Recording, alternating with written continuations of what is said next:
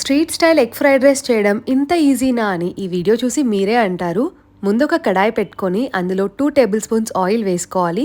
Oil heat అయ్యాక 4 eggs beat చేసి వేసుకోవాలి. ఇప్పుడు నేను చేసే క్వాంటిటీ ఇద్దరికి సరిపోయేదన్నమాట. సో ఎగ్స్ బాగా ఫ్రై అయినాక ఇందులోకి మనం సన్నగా కట్ చేసి పెట్టుకున్న క్యారెట్స్, బీన్స్, స్ప్రింగ్ ఆనియన్స్, పచ్చిమిర్చి అండ్ కొన్ని ఆనియన్స్ కూడా వేసుకున్నాను. ఇందులో క్యాబేజ్ కూడా వేసుకోవచ్చు.